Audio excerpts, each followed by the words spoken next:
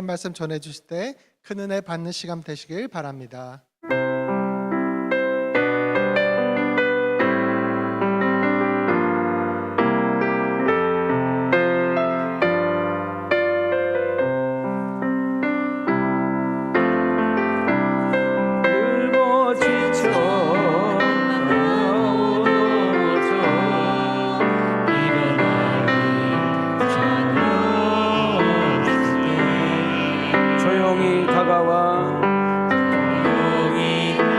손잡아주시며 나에게 말씀하시네. 다시 한번 힘들고 지쳐 망하고 넘어져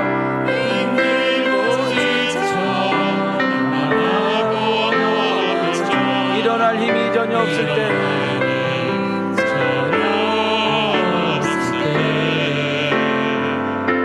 조용히 다가와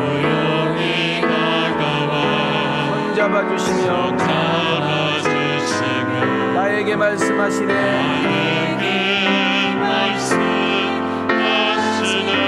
나에게 실망하며 내 자신을 연약해 고통 속에 눈물을 흘릴 때에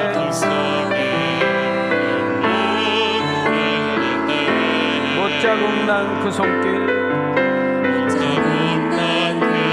눈물 닦아주시며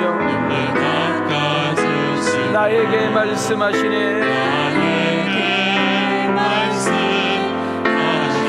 우리 두 손 들고 신앙감에 너는 내 아들이라.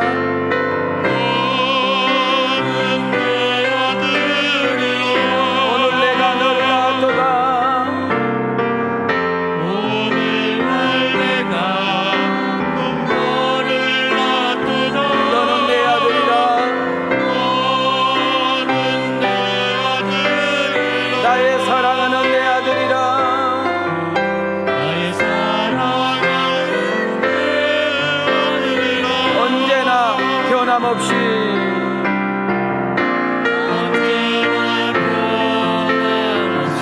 너는 내 아들이라.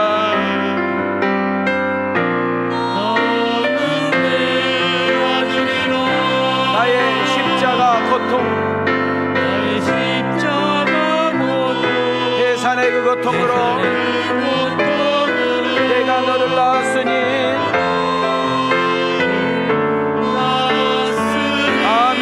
너는 내 아들이라.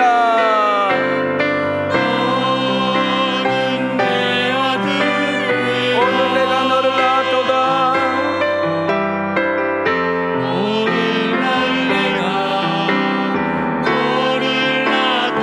너는 내 아들이라.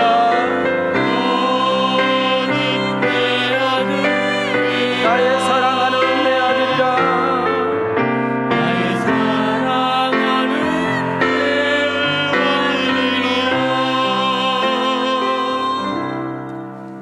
할렐루야. 하나님이 사랑하고 존귀하게 여기신 여러분, 오늘 하나님께서 우리를 사랑하시기에 이 자리에 초대한 줄 믿습니다. 오늘 이 자리에 하나님이 나와 함께 하신 것을 믿으실 때 거기에 힘이 있고 은혜가 있는 줄 믿습니다. 살다 보면 속상할 때도 있고 답답할 때도 있고 낙담될 때도 있고 화날 때도 있고 자존감이 완전히 땅에 떨어져서 밟힐 때도 있습니다. 그때 우리가 오뚜기처럼 다시 일어날 수 있는 것 중에 하나가 뭐냐면 하나님이 나를 사랑한다는 것입니다. 여러분, 사랑한 사람이 있다는 것, 나를 사랑한다는 사람이 있다는 것은 살아볼 만한 희망이 있고 가능성이 있고 열심히 뭔가를 낼 수 있는 하나의 놀라운 통로이기도 하지요. 오늘 어떤 모습으로 오셨든지 간에 어떤 마음으로 오셨든지 간에 하나님이 나를 사랑하는구나, 그렇구나, 하나님이 나를 사랑하지, 그분이 나를 포기하지 않았지, 그분이 지금 나와 함께하고 있지. 오늘 이거 하나만으로도 여러분들을 일으켜 세우는 그런 축복의 아침이 되어지기를 주님의 이름으로 축원합니다. 이왕 우리가 와서 예배를 드리는 것, 온 마음과 정성을 다해서 예배를 드리는 가운데 세상에서 얻을 수도 없고 줄 수 없는 그런 은혜, 평안, 기쁨이 우리 심령들 가운데 차고 넘칠 수 있기를 주님의 이름으로 축원합니다. 너무 덥습니다. 인간적으로 더워도 너무 더워요. 그러다 보니까 너무나 쉽게 지치고 아무것도 아닌 것 때문에 화를 불끈 내고 여유가 없어지고 짜증을 잘 내는 그런 기간들이 아닌가 싶습니다. 이 앞주일도 그렇고 이번 주도 그렇고 다음 주도 그렇고 교인들이 휴가를 좀 많이 갈 거라고 생각을 합니다. 저는 휴가를 갔다 오라는 사람이에요. 마음의 여유가 없으면 조금 빚을 내서라도 저는 쉬기를 원합니다. 쉬지 않고 놀지 않고 열심히 일하는 것이 절대로 똑똑한 거 아니에요. 우리가 노동 현장에서 시골에서 일을 해도 1시간, 2시간 일하다가 30분 쉬었다가 일하는 사람, 또 1시간, 2시간 일하다가 또 30분 쉬었다가 일하는 사람하고 그냥 미련하게 쉬지 않고 열심히 일하는 사람하고 능률이 어떤 것이 많을 것 같아요? 하나님이 우리를 지으셨잖아요. 하나님이 우리를 만드셨잖아요. 우리 신체를 우리 하나님이 너무나 잘하신 거예요. 한 주간 일하고 하루 쉬어야만 이 육체가 나아갈 수 있도록 해준 거예요. 근데 놀지 못하고 쉬지 못하고 일만 하게 되면 조금 밥 먹고 살만하고 좀 쓸만하게 되면 병이 와서 쓸지 못하는 그런 안타까운 일들 주변 많이 있잖아요. 저는 그냥 놀으란 말이 아닙니다.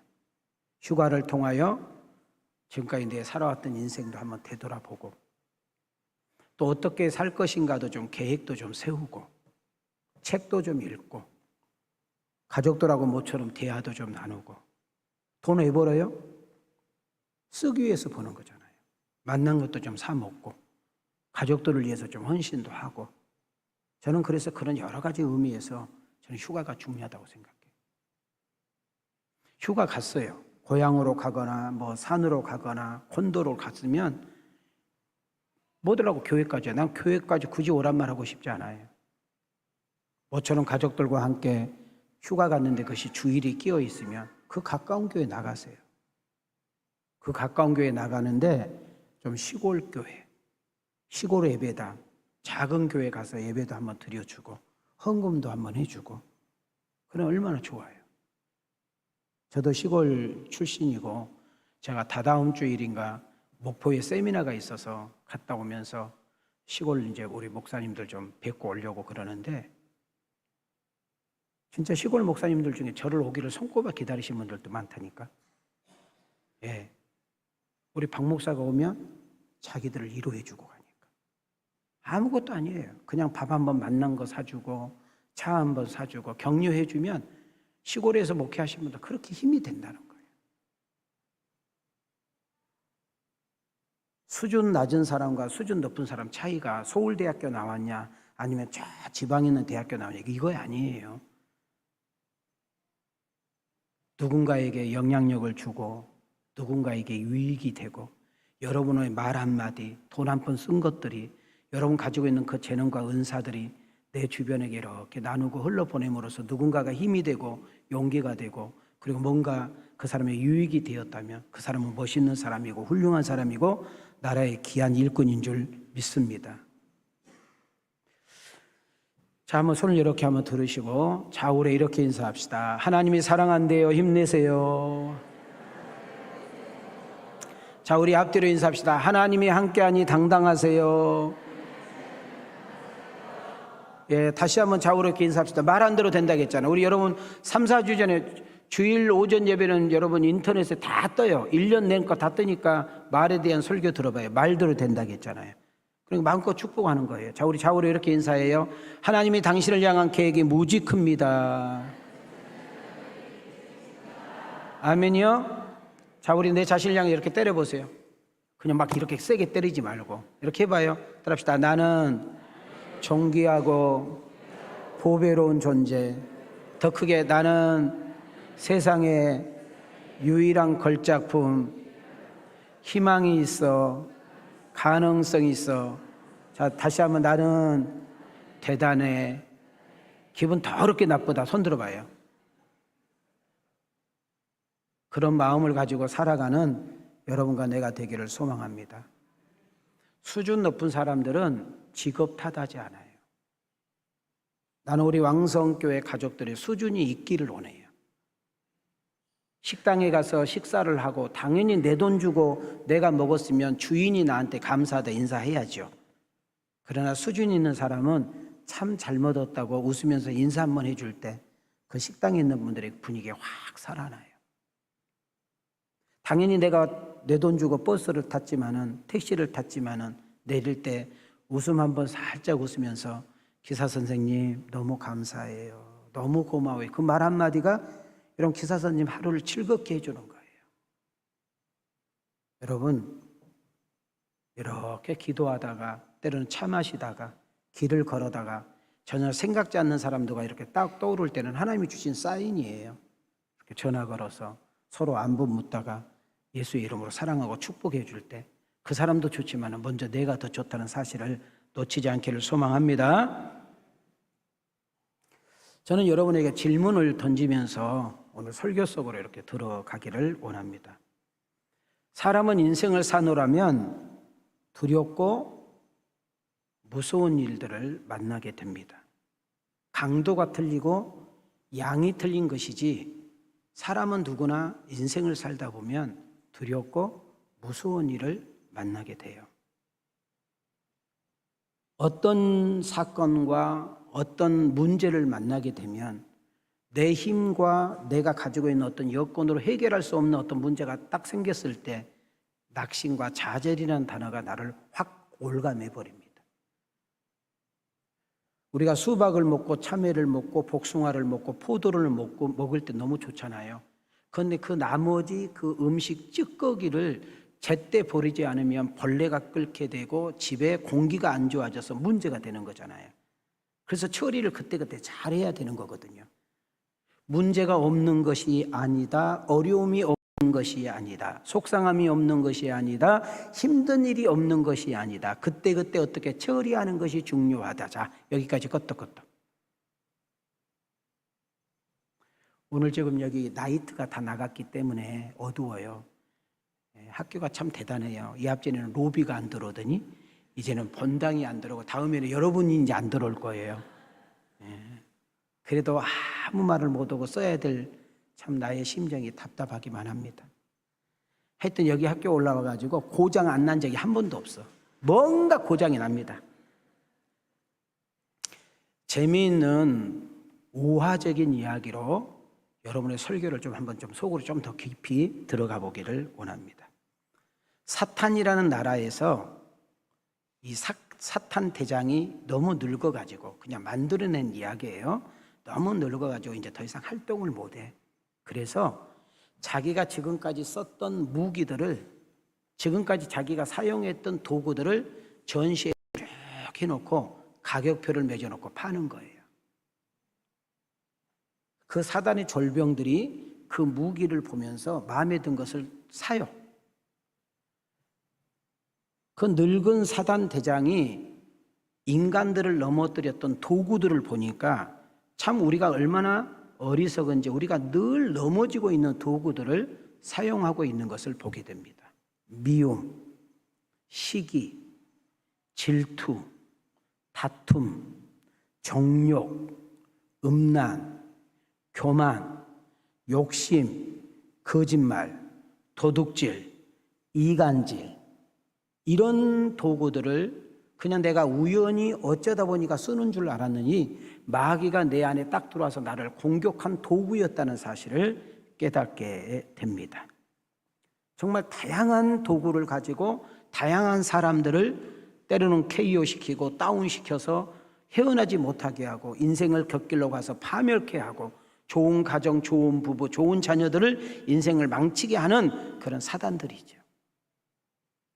근데 졸개들이 이해가 되지 않는 상품이 하나 딱 있어요.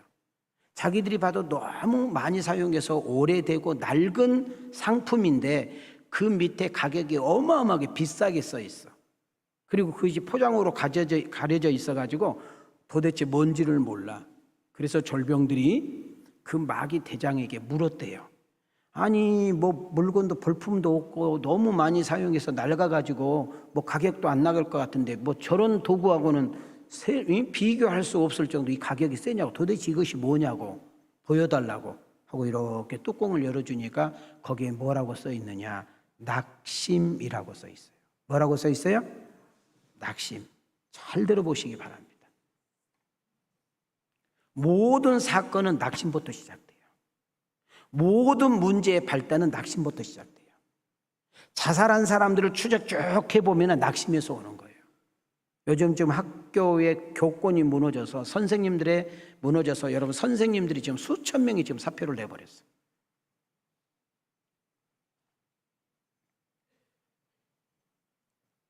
여러분 우리가 인생을 살다 보면 뭔가를 도전해보고 시도를 해보면 어떤 큰 마음을 가지고 큰 계획을 가지고 이렇게 하다 보면 그것이 뜻대로 잘 되면 좋겠는데, 계획대로 잘 됐으면 좋겠는데 때로는 어긋나게 되고 때로는 바뀌게 되고 때로는 문제가 생겨서 나를 낙담하게 만든 일들이 생긴다는 거죠. 여러분 낙심에서 딱 끝나면 얼마나 좋아요? 낙심에서 조금 발전 가요. 절망으로 가요. 절망에서 끝나면 좋은데 조금 더 가요. 자살로 가버려요. 결국 낙심은 인생을 포기하게 만들어버리는 데까지 가게 된다는 거예요. 오늘 이 자리에도 너무나 많은 사람들이 낙심이라는 단어 때문에 삶의 의욕을 잃어본 경험이 있었을 겁니다. 낙심이라는 단어 때문에 신앙을 멀리하고 교회를 떠났다가 다시 오신 분도 있을 거예요. 낙심이라는 단어가 여러분 인생을 자포자기하게 하는 놀라운 무기예요. 우리의 희망과 가능성과 비전이 끊어졌을 때 사람은 낙심하게 되고 한숨을 쉬면서 결국은 유서를 써놓고 끝내버리는 그런 일들이 생겼습니다. 저희 교인 중에 하나가 이렇게 어렵게 해서 회사를 옮겼습니다. 회사를 옮겼는데 세상에 그 회사 사장이 출근한 지 지금 한 달 월급이나 받았는가 모르겠어요. 유서 써놓고 자살해버렸어. 나이도 젊더라고. 40몇 살밖에 안 먹었어. 너무 사업을 확장을 했는데 장사가 되지 않으니까 그 돈을 어떻게 할 수 없으니까 그냥 자살을 해버렸다. 오늘 일부 예배 오셨어. 제가 손잡고 더 좋은 직장으로 인도할 줄 믿어요 하고 제가 격려해 줬습니다. 여러분 그 마트 사장인데 마트도 2개인가 있대. 2개. 여러분 40대 중반 조금 넘은 사람이 마트 2개면 대단한 사람이잖아요. 너무나 무리하게 확장해서 감당이 안 되니까 그냥 자살해버린 거죠. 아까도 이야기했죠. 그 사람이 원래 자살이 낙심부터 시작됐대요. 낙심. 지금 제가 여러분들에게 사도행전을 지금 현재 문을 열고 들어가야 되는데 왜 연속 지금 현재 문턱에서 이렇게 놀고 있느냐 하면 저희 교인들에 대한 이야기를 제가 이렇게 들어보고 지금 현재 뉴스를 통해서 우리에게 오는 직감들을 보면은 낙심할 수밖에 없는, 불안할 수밖에 없는, 이제는 진짜 밤에 길을 돌아다닐 수 없는, 뭐 칼부림 가지고 막 여기저기서 휘젓고 다니는데 어떻게 다닙니까 지금? 특히 우리 여자분들은 등산이라든지 여러분 저녁에 운동하러 나갈 때 혼자 다니는 거 정말 여러분 조심해야 되는 거 알죠? 얼마 전에 40대 초반 여자가 등산 혼자 갔다가 3일 만에 시체로 나타났잖아. 누가 죽인지도 몰라 산이니까. 그러니까 우리 여자분들은 될 수 있는 데 운동하면 낮에 운동하고 만약에 밤에 운동하면 꼭 배우자라든지 2명, 3명 함께 운동하는 그런 것들이 꼭 필요할 것 같습니다. 여러분 우리가 인생을 살다 보면 사업을 하거나 장사를 하거나 공부를 하거나 어떤 일들을 선택할 때 보면 인생이 내 뜻대로만 되지 않거든요. 생각지 않도록 어떤 어긋나게 되고 여러분 일이 뜻대로 되지 않고 그러다 보면 혼자 고민하게 되고 그러다 보면 내 꿈과 비전이 사그러지게 되게 되고 그러면서 낙심하고 좌절하면서 결국은 포기까지 가는 그런 일들이 생긴다는 거죠. 근데 우리는 먼저 좀 더 깊이 들어가 결론이 내린 뭐예요? 이 낙심이라는 단어, 절망이라는 이 못된 단어는 하나님이 주는 것이 아니라 사단이 나를 파멸하고 무너뜨리기 위한 작전이구나. 그런 것들이 왔을 때 예수 이름으로 명하노니 떠나갈지어다. 그것을 친구처럼 동료처럼 가지고 있을 필요가 없다는 거죠. 저도 한 군데서 이제 여러분도 알다시피 30년 넘게 담임을 하다 보니까 얼마나 크고 작은 일들이 많았겠어요. 사람 문제, 물질 문제를 비롯해서 정말 저희 부부 그냥 뿌리 자체를 흔들 수밖에 없는 진짜 모든 것 다 그냥 놓고 그냥 가버리고 싶은 그런 일들이 없었겠어요? 있었겠죠.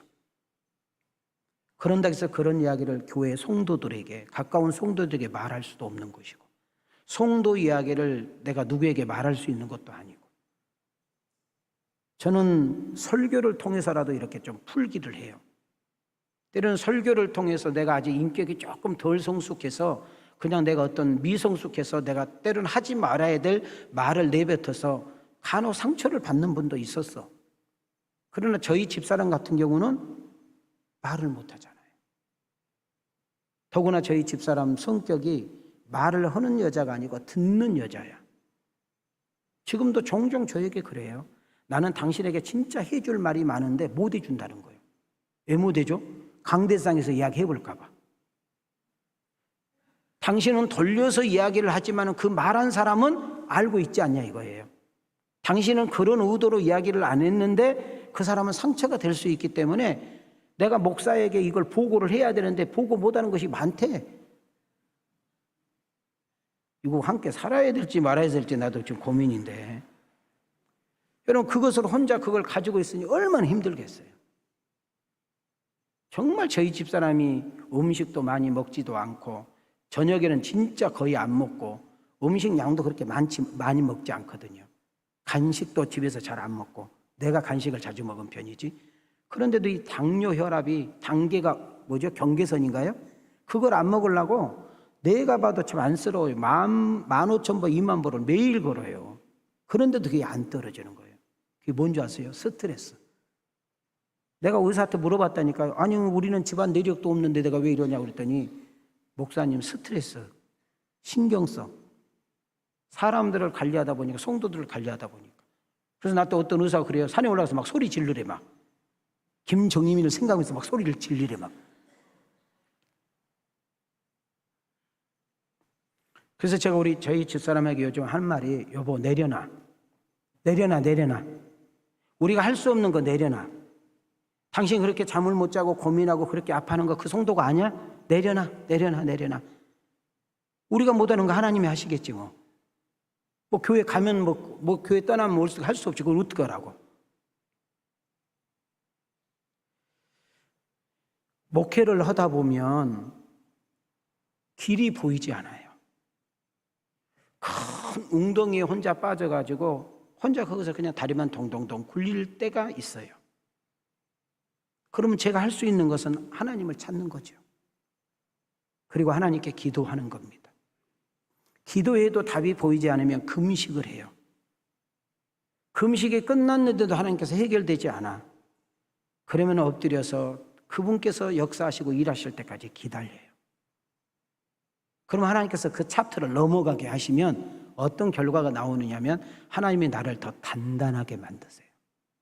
그리고 하나님께 더욱더 가까이 가게 만들고 하나님만을 응시하게 만드는 것을 제가 경험하게 됩니다. 나쁜 사람만, 악한 사람만, 악질만, 불효자만, 여러분 못돼 처먹은 사람에게만 나쁜 일, 어려운 일이 있는 것이 아니라 착한 사람, 선한 사람, 바르게 사는 사람, 옳게 사는 사람, 믿음으로 사는 사람, 주님 뜻대로 사는 사람, 정말로 정직하게 살려고 하는 사람들도 똑같이 힘들고 어려운 세상에서 산다 그 말이에요. 왜냐하면 우리가 살고 있는 세상은 광야고 우리가 살고 있는 세상은 바다와 같기 때문에 나와 상관없이 파도가 일어나고 나가 상관없이 여러분 날씨의 변동과 수많은 어려움들이 있는데 놀라운 사실은 그때그때마다 하나님의 은혜로 지나가게 하고 통과하게 하고 견디는 역사가 일어난 줄 믿습니다. 여러분 이런 간증을 하면은 제가 여러분에게 얼마나 많겠어요. 왕성교회 30여 년 동안 지나오면서 책으로 쓴다면 진짜 수십 권의 이야기가 써져 있을 거예요.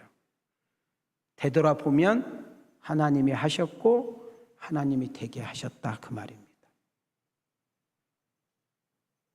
오늘 제가 설교 주제를 뭐라고 잡은 줄 아세요? 성도 여러분, 지금은 용기가 필요합니다. 뭐가 필요해요? 저희 아버님이 용기예요, 이름이. 근데 용기가 별로 없으신 것 같아요. 자, 우리 한번 옆 사람과 인사해봐요. 지금이 용기가 필요할 때입니다. 시작. 여러분, 낙심의 반대가 무슨 말일 것 같아요? 낙심의 반대말, 놀랍게도 용기입니다. 용기. 낙심의 반대가 뭐라고요? 용기. 오늘 우리가 읽었던 본문 내용은 너무나 익숙한 내용이고 너무나 잘 아는 내용이고 너무나 많이 들었던 내용이지요. 오늘 저는 여러분들에게 이 말씀을 좀 깊이, 오늘 여러분과 내가 갈릴리 바다에 가서 그 배 안에 들어가서 제자들과 함께 한번 놀아보기를 원합니다. 오늘 이 설교가 내 설교가 되고 이 말씀이 내 말씀이 되려면 지금부터 2000년 전에 갈릴리 바다에 일어난 이 놀라운 사건으로 우리가 들어가서 여러분 거기서 역사하시는 그 주님이 지금도 여러분 히브리서 13장 8절 말씀 보니까 예수 그리스도는 어제나 오늘이나 영원토록 동일하시다. 오늘 본문을 자세히 보게 되면 어떤 내용을 봐야 되느냐 하면 지금 이 본문 바로 전의 사건을 알아야 돼요. 예수님께서 광야에서, 벳세다 광야에서 떡 5개와 고기 2마리로 5,000명을 먹이고도 12강쥐를 남는 일이 생겼어요. 이걸 우리는 오병이의 기적이라고 그래요. 여러분, 그 기적을 봤던 사람들, 그 기적을 체험했던 사람들이 생각에 어떤 마음이 들었느냐면, 야! 저분을 우리의 왕으로 삼자. 저 예수라는 저 청년을 우리나라의 왕으로 삼으면 먹고 사는 것은 해결되지 않겠니? 저 로마라는 그 압제에 의해서 우리를 좀 건져내고 구원하여 사람답게 살 수 있는 그런 은혜 있지 않겠어? 예수님은 전지하셔서 그들의 속을 깨트려 보십니다. 그때 예수님은 급하게 그 자리를 피하시면서 제자들에게, 야, 너희들은 배를 타고 빨리 저 길 건너, 바다 건너로 가라. 예수님은 제자들을 재촉하여 바다 건너로 가게 합니다. 그리고 예수님은 산으로 들어가셔서 성경에 보니까 기도하셨다 이렇게 말합니다. 자, 지금 갈릴리 바다에 제자들에게 놀라운 사건이 벌어졌을 때 예수님은 거기에 계시지 않았습니다. 예수님은 산에서 기도하고 계셨습니다. 자, 그런데 갈릴리 바다는 지네들이 가고 싶어서 간 것이 아니라 자기들이 가자고 해서 가는 것이 아니라 예수님이 가라고 할 정도에 재촉해서 가라고 했습니다. 갈릴리 바다 중간쯤 갔을 때 고요하고 잔잔한 바다가 느닷없이 바람이 동원되어서 풍랑이 일어나는데 그 12명이 타고 있는 제자들의 배를 여러분 삼키고도 남을 만한 무서운 파도가 일었습니다. 여러분, 제자들의 3분의 2가 여러분 갈릴리 바다에서 고기를 잡아서 먹고 사는 사람이기 때문에 여러분 이런 바람과 파도 경험이 참 많았을 거라는 생각이 듭니다. 여러분, 사람이 어려운 일을 딱 하면 뭐가 발동합니까? 자기의 지식을 동원하고 경험을 동원하고 자기가 알고 있는 것을 최선을 다 동원해서 해결하려고 하잖아요. 자기의 기술, 자기의 경험, 자기의 힘을 동원해서 노를 저어보고 배를 잡아보려고 해도 안 되는 거예요. 여러분, 시간이 30분이 지나고 1시간이 지나고 2시간이 지나고 어떤 마음이 생겨요? 불안하게 돼요. 두려운 마음이 생기잖아요. 낙심하게 되고 절망하면서 우리 여기서 죽는 거 아니야? 라고 하는 찰나에 예수님이 그곳에 나타나십니다. 절망하고 있는 제자들에게, 낙심하고 있는 제자들에게, 인생이 여기에 끝이라고 생각하고 있는 그 제자들에게 주님은 한마디로 끝냅니다. 뭐라고 끝냅니까? 50절을 한번 보시기 바랍니다. 시작. 그들이 다 예수를 보고 놀람이라. 이에 예수께서 곧 그들에게 말씀하여 이르시되 안심하라, 내니 두려워하지 말라 하시고. 한번 따라합시다. 안심하라, 두려워하지 말라. 안심하란 말은 무슨 말이에요? 지금 불안하고 있으니까, 초조하고 있으니까, 낙심하고 있으니까, 좌절하고 있으니까, 여러분 죽음이라는 공포에, 무서운 파도에, 여러분 세찬 바람에 어떻게 해야 될지 모르고 있는 그들을 향하여 그들의 마음을 안정하여 안심하라, 그리고 두려워하지 말라라고 외칩니다. 오늘 이 시간에, 오늘 이 2부 예배 참석하는 여러분들을 향하여 축복합니다. 어떤 마음을 가지고 교회를 오셨든지 간에 여러분의 심령을 나는 깨뜨려 볼 수 없습니다. 그러나 우리 주님은 전지하셔서 여러분의 생각과 여러분의 마음과 여러분의 고민과 문제를 정확하고 알고 계시는 그 하나님, 마음의 불안함과 초조함과 평안을 잃어버리고 있는 여러분과 나를 향하여 주님은 선포합니다. 너희에게 평강이 있을지어다. 너희에게 안심하라. 두려워하지 말라.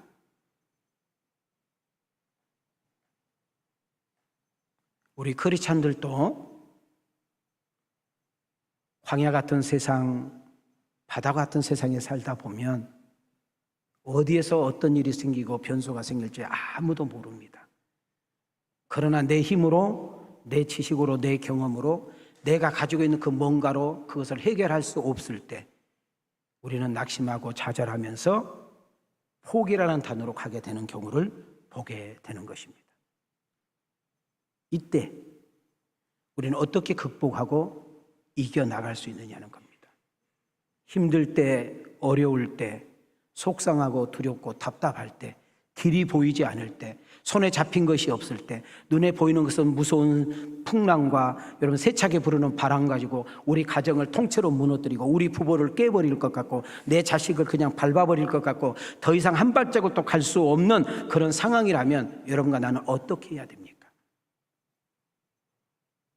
우린 여기서 진짜 신자는, 진짜 믿음의 사람은 그때 진가가 나타나는데 하나님이 약속하신 그 말씀을 우리는 붙들고 일어서야 될 줄 믿습니다.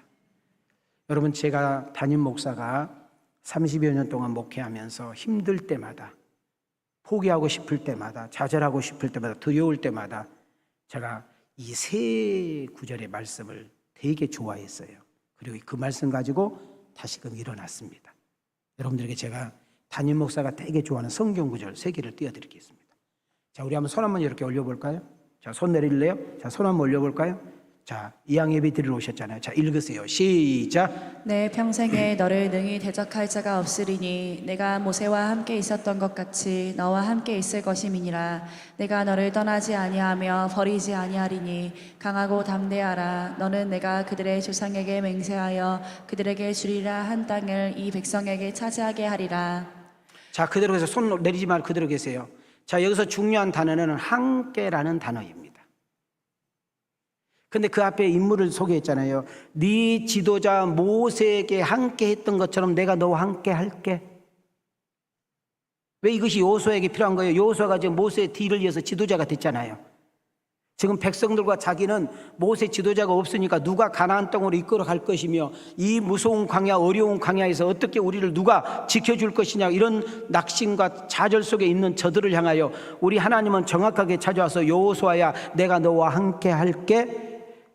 여기서 중요한 단어는 뭡니까? 니네 지도자 모세가 뭐 특별한 거 없지 않냐? 내가 함께해서 여기까지 왔지 않냐? 그러니까 너 강하고 담대해. 자, 오늘 중요한 메시지 전합니다. 오늘 문을 열고 들어올 때까지 여러분들이 어떤 마음으로 오셨든지 간에, 어떤 마음으로 앉아있든지 간에 여러분 마음속에 있는 그 두려워하는 마음, 염려하는 마음, 걱정하는 마음들, 뭔가 남에게 들키기 싫고 말하기 싫은 그런 것까지도 성령께서는 정확하게 추적하여 여러분들의 마음을 밝히게 되는데, 하나님께 내려놓고 맡기는 순간 그분께서 해결하시고 역사한다는 그 확신이 생기는 순간 우리 마음속에 강하고 담대한 은혜가 있는 줄 믿습니다. 가슴에 손을 대세요. 그 다음 띄워줘봐요. 자, 시작. 내가 사망의 음침한 골짜기로 다닐지라도 해를 두려워하지 않을 것은 주께서 나와 함께 하심이라. 주의 지팡이와 막대기가 나를 안위하시나이다. 여러분, 이것은 다윗의 가장 엑기스잖아요. 여러분, 예수 안 믿는 사람도 시편 23편을 알고요, 예수 믿지 않는 사람들도 집에는 시편 23편을 걸어놔요. 여러분, 성경은 이렇게 말해요. 하나님이 다윗을 사랑한다고 그래요. 한 구절이 아니라 여러 군데 하나님이 다윗을 사랑한다는 표현을 써요. 그리고 내가 많은 사람을 만나봤지만은 다윗처럼 내 마음에 쏙 든 사람 없어야 라고 했어요. 그러면 우리는 다윗이 어려운 일을 안 당해야 되고 힘든 일도 안 당해야 되고 여러분 속상한 일도 없어야 되는데, 여러분 다윗을 연구해보면 다윗처럼 어렵고 힘들고 속상한 일 많이 만난 사람 없어요. 근데 여러분, 다윗이 힘이 세서 피하기를 잘해가지고 운이 좋아가지고 운때가 맞아가지고 된 것이 아니라, 여러분 다윗이 죽을 뻔한 일들이 셀 수 없이 많았지만 그는 수많은 세월을 쫓김을 당하고 수많은 전쟁을 했음에도 불구하고 그가 살아남을 수 있는 이유는 딱 하나, 하나님이 나와 함께 했다는 거예요. 그런데 다윗이 고백하는 내용을 잘 보세요. 내가 사망의 음침한 골짜기로 다닌대요. 사망이 뭐예요? 죽음이잖아요. 여기서 죽는가 보다, 여기서 끝나는 것보다 더 이상 길이 보이지 않구나, 내가 더 이상 피할 길이 없구나, 내가 더 이상 숨을 곳이 없구나, 내가 싸울 힘이 없구나, 이런 뜻이에요. 그런데 거기에 하나님이 함께 하시니까 피하게 하시고, 하나님이 함께 하시니까 달려가게 만드시고, 하나님이 함께 하시니까 숨게 만드시고, 하나님이 함께 하시니까 넉넉하게 이기는 역사 일어난 줄 믿습니다. 나는 여러분에게 사기치지 않습니다. 오늘 이 설교를 끝나고 나가는 순간 여러분에게 힘든 일이 있고, 여러분 한 주간에도 여러분 생각지 않는 사건과 문제가 여러분을 낙담하게 만들고 좌절하게 만들고 여러분 송두리째 흔들리게 만들 수도 있는데, 걱정할 것 없는 것이 그 다윗과 함께 하시는 하나님, 나와 함께 한다. 그분이 도우시고 그분이 이끌으시고 붙잡아 주시면 넉넉하게 지나간다. 놓치지 않기를 소망합니다. 담임 목사가 고등학교 때 목사 길로 결정을 내릴 때 받았던 성경 구절이 이사야 41장 10절입니다. 저는 지금도 힘들고 속상하고 답답할 때 이 말씀을 두세 번 읽고 나면 그냥 거의 싹 사라지는 것을 볼 수 있어요. 자, 우리 두 주먹 이렇게 치세요.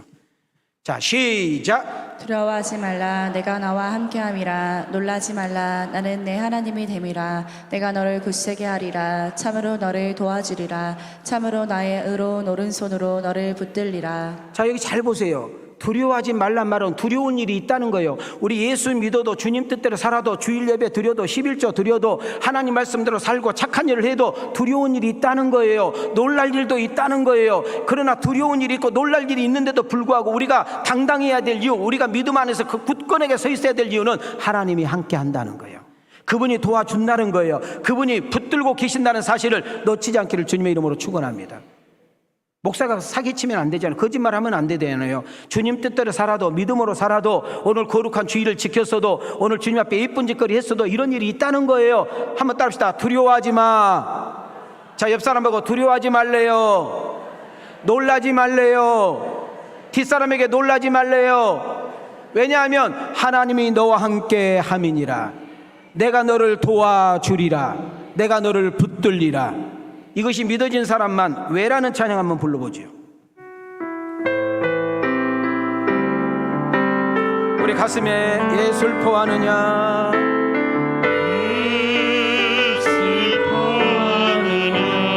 왜 걱정하느냐, 무얼 두려워하느냐,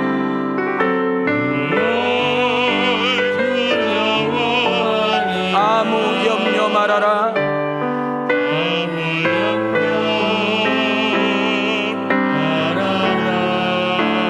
큰 어려움에도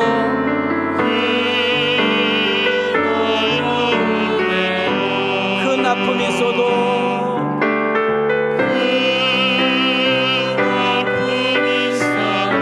이제 아무 걱정하지 마. 왜지요? 내가 널 붙들어 주리.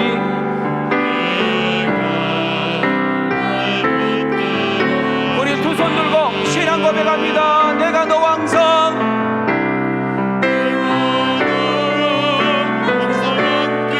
아멘, 아멘. 내가 너를 지키리라. 실망하지 말고 나를 보아라. 나는 너의 하나님이니라.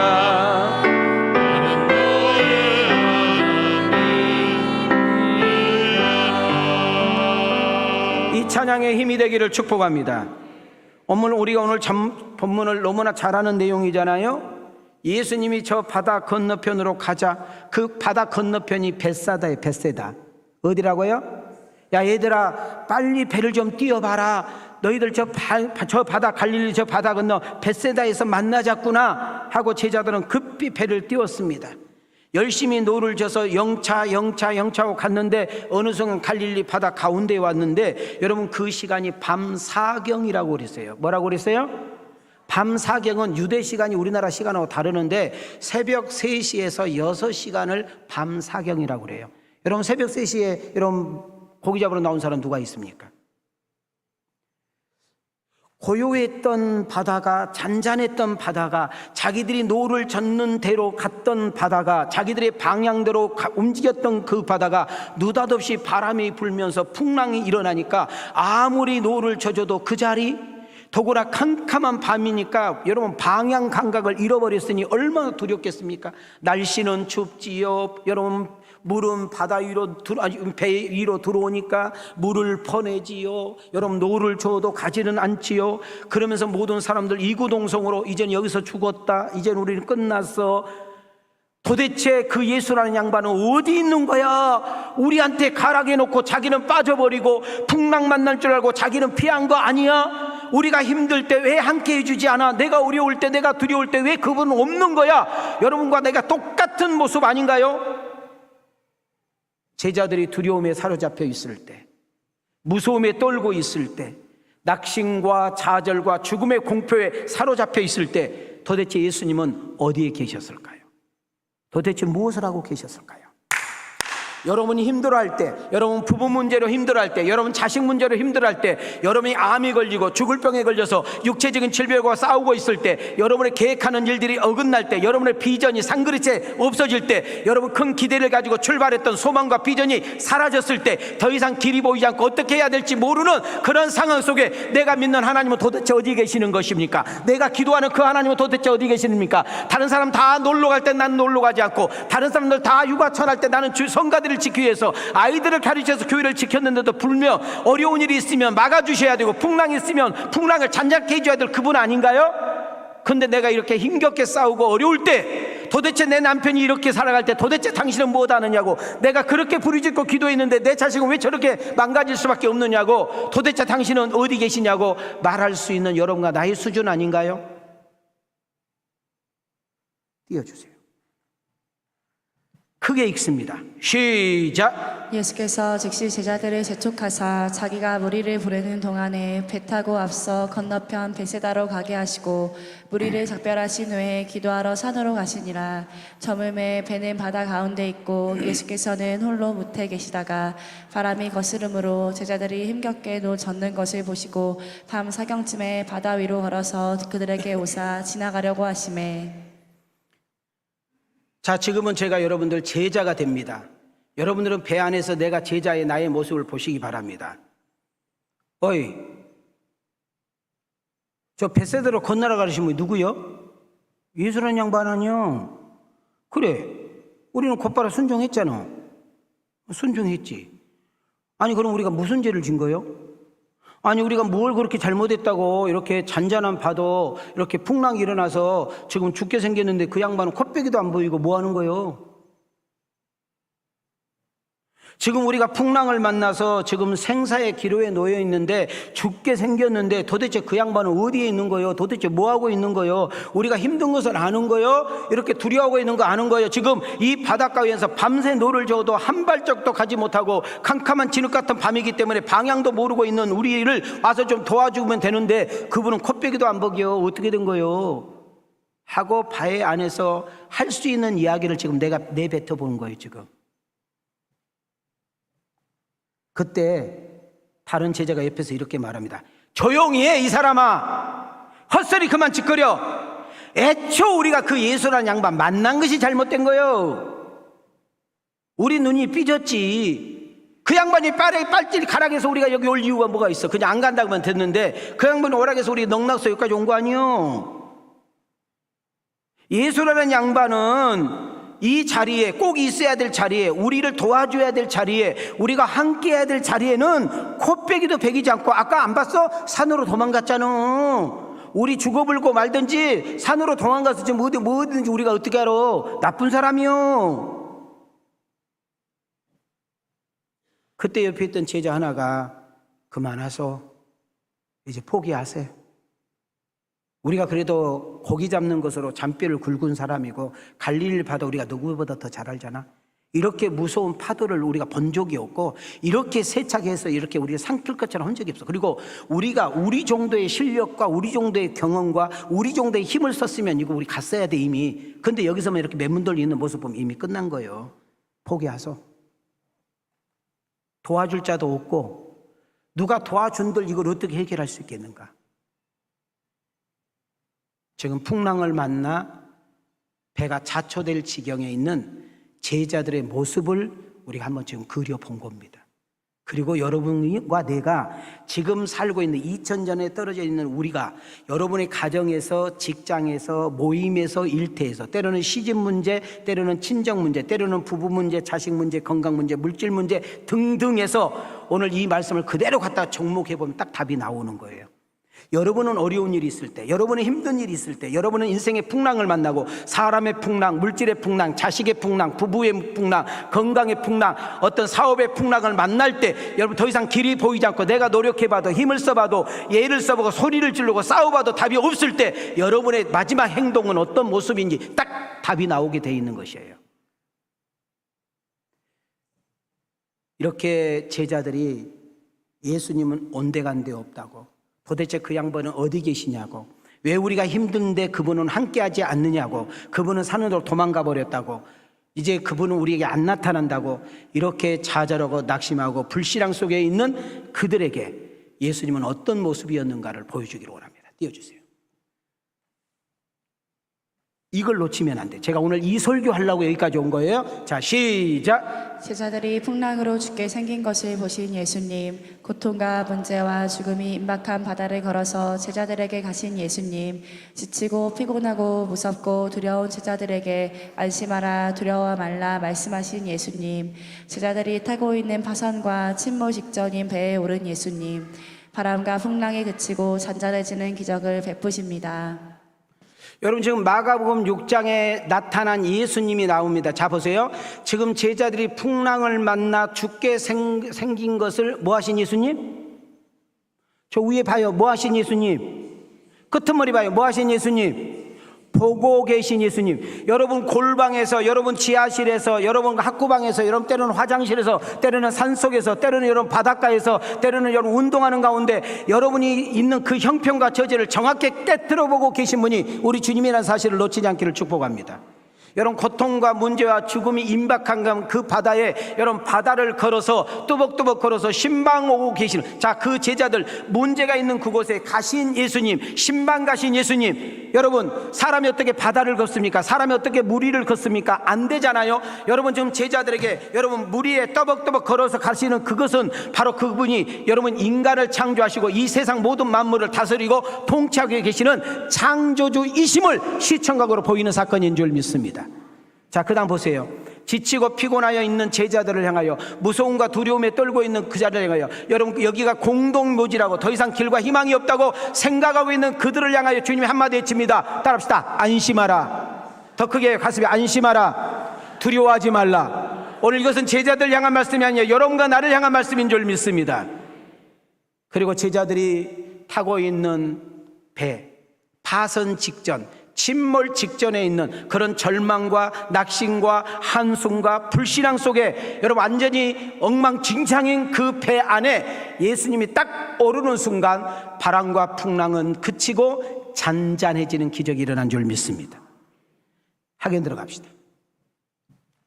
자, 읽습니다. 시작. 바람이 거스름으로 제자들이 힘겹게도 젖는 것을 보시고 밤 사경쯤에 바다 위로 걸어서 그들에게 오사 지나가려고 하심에 제자들이 그가 바다 위로 걸어오심을 보고 유령인가 하여 소리 지르니 그들이 다 예수를 보고 놀람이라. 이에 예수께서 곧 그들에게 말씀하여 이르시되 안심하라, 내니 두려워하지 말라 하시고 배에 올라 그들에게 가시니 바람이 그치는지라. 제자들이 마음에 심히 놀라니.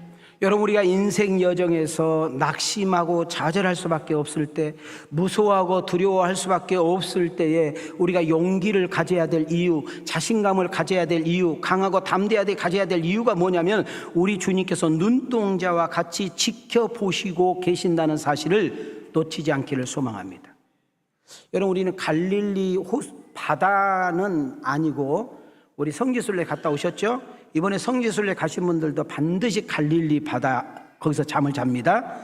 우리는 갈릴리 바다를 이렇게 가서 보면 산으로 마치 망태처럼 산으로 이 바다를, 이런 호수를 이렇게 막고 있는 것을 볼 수 있어요. 근데 그 산이 높은 산이 아니라 잔잔한 산이에요. 무슨 산? 잔잔한 산으로 호수를 이렇게 안고 있는 모습이에요. 또 하나, 이런 땅보다 갈릴리 호수는 200m가 낮은 곳에 있어요. 몇 메타가 낮아? 200m가 낮은 곳에 있어요.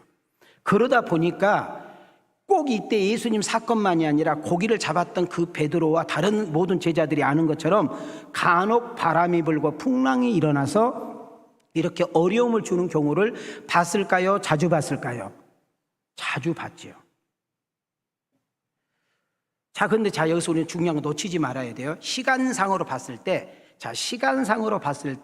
밤 사경, 아무도 오지 않는 시간, 아무도 볼 수 없는 시간, 밤 사경, 새벽 3시에서 아침 6시 시간을 사경이라고 하는데, 시간은 밤 사경에, 장소는 갈릴리 바다 가운데 딱 놓고, 여러분 풍랑과 바람을 일으켜서 빼도 박도 못하게, 노를 저어도 안 돼, 여러분 아무리 힘써봐도 안 돼, 아무리 노력해도 안 돼. 그때 그들은 포기할 수밖에 없고 절망할 수밖에 없고 두려워할 수밖에 없을 때, 그들은 입에서 하나님을 믿는 모습이 아니고 예수님을 믿는 모습이 아니라 완전히 인간적인 모습으로 원망하고 불평하고 불신앙으로 자빠져 있을 때, 우리 주님은 찾아오셔서 여러분 그 배 안에 딱 들어감으로 인하여 여러분 방금까지 일어났던 그 풍랑과 바다를 잔잔케 하는 놀라운 역사가 일어난 줄 믿습니다.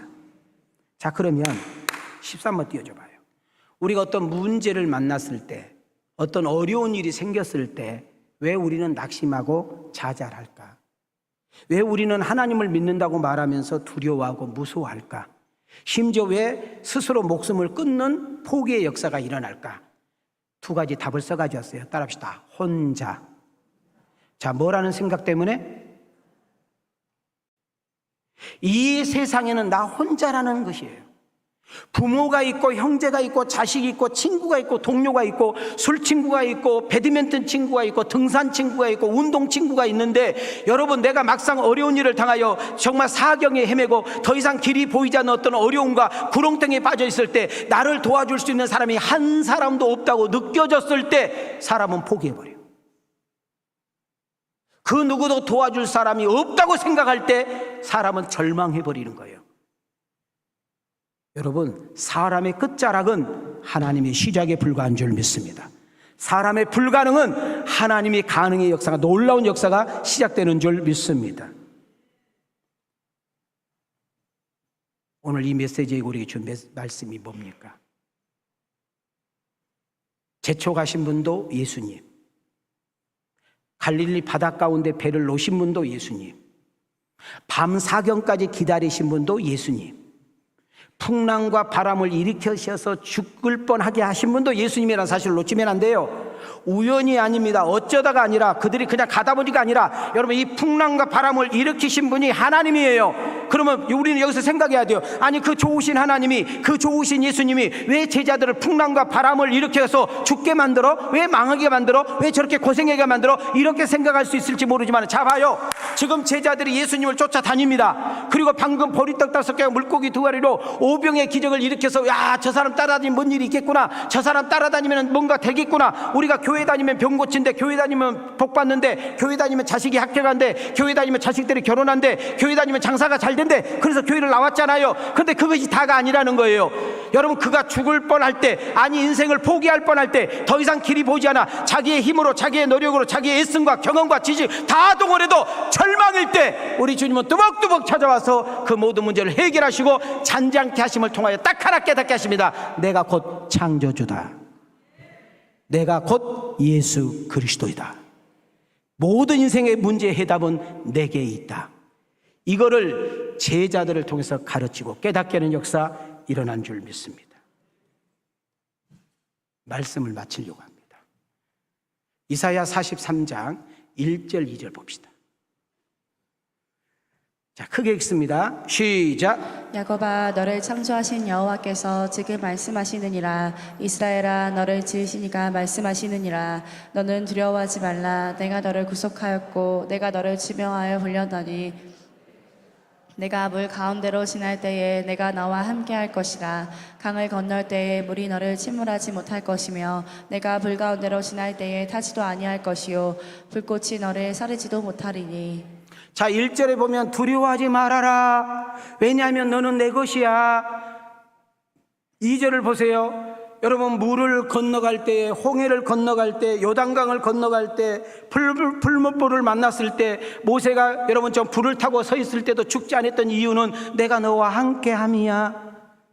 여러분 우리 하나님께서, 우리 예수님께서 주는 메시지가 뭐예요? 내가 어려운 일을 당할 때, 힘든 일을 당할 때, 속상한 일을 당할 때, 답답한 일을 당할 때, 억울한 일을 당할 때, 인생을 포기할 쯤 때에 나 혼자가 아니라, 나를 도와줄 분이 없는 것이 아니라 우리 주님은 시퍼렇게 살아계셔서 우리를, 그 당신의 이름을 찾고 당신의 이름을 부르기를 기다리고 계신 줄 믿습니다.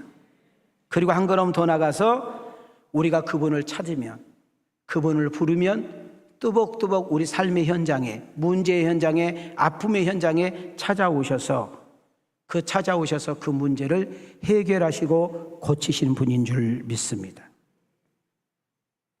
자, 마가복음 기자는 예수님이 풍랑을 만난 배에 딱 올랐을 때 잔잔했다겠고, 여러분 마태복음 기자는 예수님이 그 배에서 주무시다가 일어나서 바람과 바다를 꾸짖었을 때 잔잔했다고 이야기를 했습니다.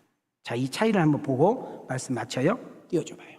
자, 시작. 배에 올라 자, 이쪽 줄 읽으세요. 이쪽 줄 읽어. 이쪽 줄 읽어. 시작. 배에 올라 그들에게 가시니 바람이 그치는지라 제자들이 마음에 심히 놀라니. 자, 들어보세요. 자, 우리가 읽었던 마가복음 6장 51절, 지금 이렇게 밤사경에 이런 풍랑과 바람을 만나서 죽을 뻔해서 밤새도록 되지 않았는데 예수님이 오셔서 딱 한 방에 끝내주는 이 모습을 보면서 그들이 예수님을 보면서 뭐요? 심히 뭐 했느니라?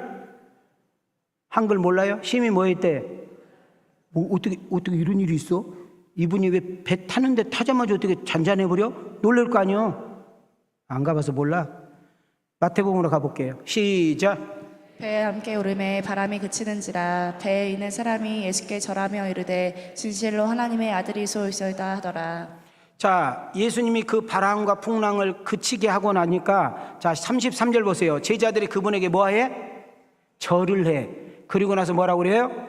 당신은 곧 하나님의 아들이다. 우리가 기다리는 메시아 당신 맞다.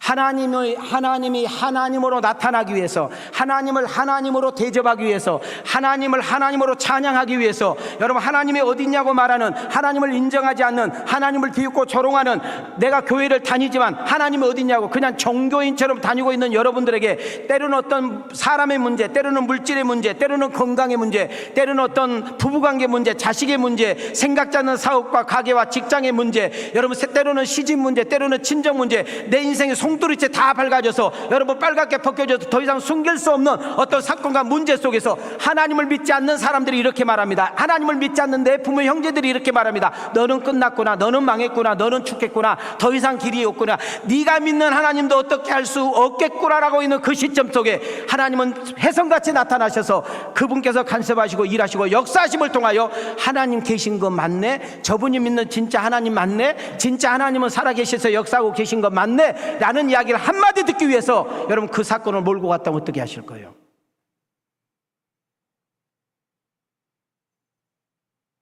나는 여러분들에게 너무너무 답답한 거예요.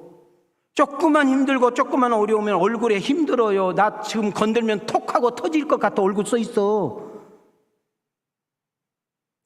어떤 어려운 일이 오거나 힘든 일이 오거나 그러면 그냥 자벌 없이 하고 막 부부간에 그냥 아주 절도하지 마시고, 하나님이 이 일을 왜 주셨을까? 이 문제를 왜 만나게 하셨지? 도저히 이건 해결할 수 없는 문제인데 왜 나한테 이거 해줬어? 내가 무슨 잘못했나? 그러면 죄를 깨닫고 회개하면 돌이키면 되는 것이고, 하나님이 뭔가 하실 일이 계신다고 그렇다면 하나님 견디게 하옵소서, 이기게 하옵소서, 오래 참을 수 있는 은혜를 주시고 당신의 때를 기다릴 줄 아는 은혜를 부어 주시옵소서. 이렇게 말할 수 있는 여러분과 내가 되기를 축복합니다. 제가 오늘 설교 주제가 뭐였어요? 여러분 지금은 뭐를 가질 때야? 용기를 가질 때야. 용기는 뭐가 반대말이라고 했어? 낙심 반대가 뭐라고 했어? 여러분 우리가 세상을 바라보면, 정치를 바라보면, 경제를 바라보면, 내 수주를 바라보면, 때로는 내 배우자, 내 자식과 내 직장, 내 가게를 바라보면 낙심하고 절망할 수밖에 없는데도 불구하고 내가 용기를 가져야 되고 강하고 담대함을 가져야 될 이유는 하나예요. 여러분 이 현장에도 하나님이 함께하고 계신다. 하나님이 나의 인생을 붙잡고 가고 계신다. 하나님이 나를 통해서 반드시 영광 받으시고 찬양하는 역사가 일어날 것이다. 오늘 이 말씀 가지고 세상에 나가 당당하게 한 주간 동안 승리하시는 여러분과 내가 되어지기를 주님의 이름으로 축복합니다. 주님의 이름으로 축원합니다. 내 힘으로 안 됐어요. 노조도 안 돼요. 힘써도 안 돼요. 경험해도 안 돼요. 그런데 우리 주님이 배 안에 딱 들어오셔서 그분이 선장이 되시니까 됐으니 하나님이 우리 인생의 운전대를 붙잡아 주시옵소서. 하나님 우리 가정에, 하나님 우리 사업에, 하나님 내 인생에, 우리 부부에, 우리 자식에 운전대를 친히 붙잡고 운행하여 주시옵소서. 이 은혜가, 이 축복이 우리 모두에게 일어날 수 있기를 주님의 이름으로 축원합니다. 주님의 이름으로 축복합니다. 은혜 주신 하나님께 이제는 우리 주 예수 그리스도의 은혜와 우리 하나님의 만극하신 사랑과 성령님의 감동감화 내주 역사하시며 연총이 오늘 귀한 말씀을 가슴에 새기고 믿음으로 출발하는 저들의 인생 여정, 저들의 가정, 저들의 직장, 저들의 사업장, 우리 왕성교회 이 나라의 민족 세계선교 위에 하나님의 은혜와 축복이 이제로부터 영원토록 계실지어다.